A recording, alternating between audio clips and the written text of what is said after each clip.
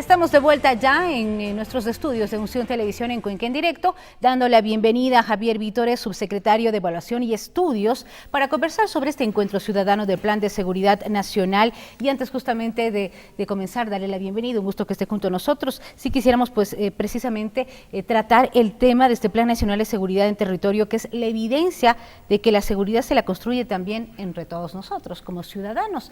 Partiendo de esto, Javier, bienvenido. ¿Cómo se están desarrollando estos talleres que lo vimos hace un minuto en el primer bloque de información dentro del ECO 911? En temas de seguridad, el gobierno nacional se ha preocupado, ¿y cuál es el camino y este plan de seguridad en el que se está activando? Sí, bueno, muchas gracias por la invitación y un saludo pues a todos los ciudadanos de la provincia de La Suay y de Cuenca.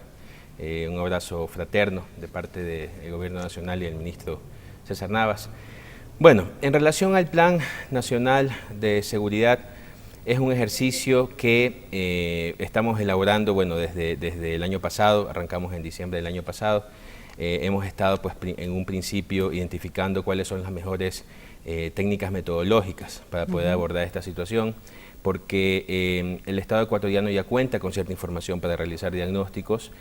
Sin embargo, siempre es importante la participación del ciudadano y tener esta información cualitativa para poner en contexto las cifras, ¿no? Porque a veces las cifras uno ve suben y bajan, pero el contexto es importante saber un poco la causa y por qué. Y por eso es que estamos nosotros ya entrando en una etapa de, una vez definida la parte metodológica, la participación ciudadana en 3 niveles. En primer nivel, en relación a los representantes de la ciudadanía, por ejemplo, líderes barriales. En un segundo nivel, los actores de relevancia, como por ejemplo desde el sector privado, que pueden ser las cámaras comerciales o de la producción, y desde el sector público, instituciones como consejos de judicatura, fiscalía, etcétera. Y luego de eso vamos a entrar en una tercera etapa que también va a ser la consulta a la academia o con expertos. Entonces vamos a identificar pues cuáles son las figuras más relevantes desde el punto de vista de la academia en las diferentes universidades que pueden ser en Cuenca, Guayaquil, Quito. Esa es un poco la construcción que queremos hacer del plan desde la participación de los diferentes actores, ¿no? Y en especial relevancia de la ciudadanía. Claro que sí. Este plan es del 2017 al 2021, si no estoy mal, ¿verdad? Sí, o sea, es al 2021, sin embargo nos estamos proyectando un poco más porque queremos obviamente dejar una estructura, cerrar tal vez el periodo de gobierno, pero también dejar sentadas las bases para tal vez unos 2 o unos 3 años a futuro. Ya dependerá de cómo lo tome la nueva administración. Ahora, ¿cuáles han sido los primeros resultados del diagnóstico? ¿O todavía está en el tema de la evaluación? ¿O con el diagnóstico podemos identificar los temas más vulnerables, sobre todo en lo que tiene que ver con seguridad? Bueno, el diagnóstico lo arrancamos hace muy poco, no estuvimos, en esta semana hemos estado arrancando con la provincia del Napo, luego en Imbabura, y estamos en Azuay.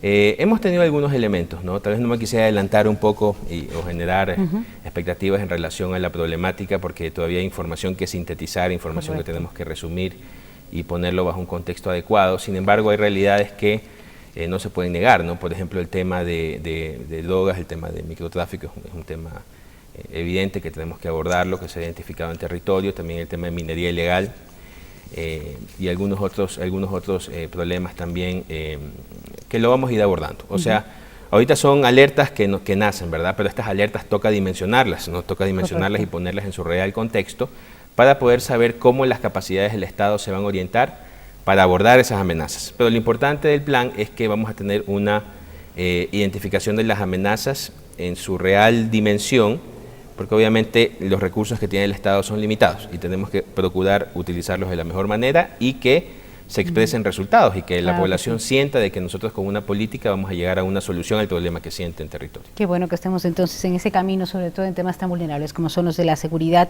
Se plantea utilizar este método denominado Delphi, que obviamente permitirá pues promover también un debate objetivo sobre un tema particular. ¿Cómo el resultado se está manejando dentro de los talleres? ¿En realidad se está teniendo este efecto al que se esperaba?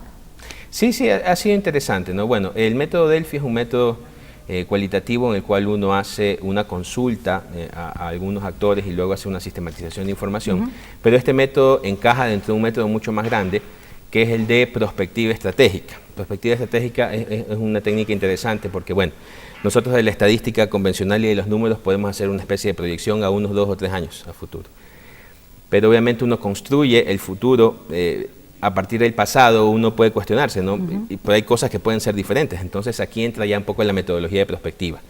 donde es importante el análisis cualitativo de expertos, ¿no? Donde hayan puntos de ruptura que se pueden identificar, que no lo detectamos antes, por ejemplo, el tema de San Lorenzo, ¿no? O sea, la información, no es que teníamos históricos de esos tipos de eventos en el país, son cuestiones que sucedieron, pero que se pudieron haber identificado con ciertas alertas en términos de perspectiva. Nosotros ya estamos trabajando en eso, estamos trabajando con esta técnica, y el método Delphi nos permite a nosotros tener ese abordaje cualitativo que a veces es un poco subvalorado desde el punto de vista investigativo, ¿no? Todos utilizan el tema de las cifras y los números, pero también sabemos de que los registros administrativos o las cifras que nos presentan tienen un nivel de cifra oscura o de no denuncia importante. Entonces, ante esa situación es importante recoger información de los actores en territorio para tener un panorama mucho más completo. ¿Cuáles son los objetivos a los que se quiere llegar ya finalmente con este plan para generar esta política pública, pues de ayuda a esos sectores que más lo necesitan, lo requieren, y apuntar directamente ahí? O sea, los objetivos es llegar a tener lineamientos de las amenazas nacionales, identificar cuáles son las amenazas nacionales que también deben de ser abordadas de manera más, o las entidades que las van a abordar van a ser el Estado central, con el aparataje central, e identificar las amenazas locales, donde debe de haber una articulación muy efectiva con los gobiernos locales, dígase gobernaciones, dígase gobiernos autónomos descentralizados y, ¿por qué no?, los comités barriales. Entonces, esos son los dos desafíos. Tener la visión macro y abordar un problema desde una visión nacional, los problemas nacionales, por ejemplo, la tasa de homicidios, que el problema nacional en realidad tuvimos que abordarlo, y las estadísticas, los resultados de los últimos años hemos tenido excelentes resultados con un decremento en la tasa de homicidios significativo, pero también necesitamos identificar estas situaciones locales para tener soluciones efectivas, ¿no?, y aterrizar en el ámbito de cada provincia. ¿Cuándo podremos conocer ya los resultados de estas evaluaciones y talleres? Sobre todo pues acá en la provincia de La Suárez recién empieza el tema de la evaluación, pero para conocer también cuáles son los puntos críticos a donde se va a atacar directamente por parte del Ministerio.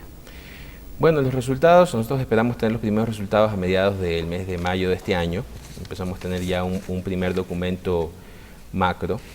Y luego de eso ya va a ser, como le comentaba, importantísimo trabajar, por ejemplo, desde los comités provinciales de seguridad ciudadana y los gobiernos autónomos descentralizados, ya una vez teniendo los lineamientos gruesos y teniendo las políticas, cómo vamos a implementar los diferentes planes, programas y proyectos, cuánto necesitamos invertir. Y para eso viene otro trabajo muy fuerte, que sería tal vez el segundo trabajo bastante fuerte e intenso, en cómo vamos a definir los proyectos con un sustento bastante fuerte desde el punto de vista de los diagnósticos que se realicen para solventar las necesidades de los ciudadanos del territorio. Esa sería la segunda etapa. No puedo dejar de preguntarle, Javier, y le decía justamente previo a la pausa antes de esta entrevista, una de las preocupaciones que existe en la ciudad de Cuenca, particularmente con el Cereceturi en temas de seguridad. Recientemente uno de los presos falleció, fue asesinado dentro, y obviamente el control de armas, sabemos que existe la preocupación por parte de la Gobernación de la SOAE, del propio Ministerio del Interior, pero ¿cómo se va a evaluar también el tema particular del Cereceturi, que dice ser uno de los centros de rehabilitación social más seguros de la ciudad? ¿Qué es lo que está pasando dentro de esto? Bueno, esos son problemas, o sea, son problemas que hay que abordar, son situaciones que deben de estar mapeadas. En ese sentido, lo que nosotros obviamente vamos a realizar es haciendo las consultas a la ciudadanía y a los actores más relevantes en territorio, que este tipo de situaciones se puedan identificar y dimensionar en su mejor aspecto, y obviamente tenerlos en cuenta para la elaboración de los lineamientos, ¿no? Tal vez tener algún proyecto específico para poder abordar ese problema, pero como le comentaba ahorita, estamos diagnosticando, esto puede ser parte de este gran rompecabezas que tenemos que ir definiendo y que tenemos que ir armando, y luego de eso proponer los proyectos. Estamos iniciando, pero tenemos bastantes expectativas a que podamos cumplir con todo lo que necesita el país en cuestión de seguridad ciudadana. Bueno, y sabemos también que la nueva doctrina policial se sustenta en una visión de convivencia.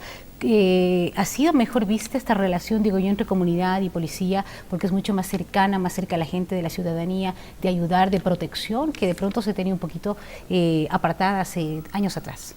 Bueno, es fundamental, ¿no? Ha sido parte de las políticas del gobierno, tener este acercamiento con la ciudadanía, pasar de un esquema tal vez un poco aleatorio a un tema un poco más focalizado, distribuir la infraestructura dependiendo de las necesidades en territorio y asimismo también el personal policial y otros requerimientos en territorio.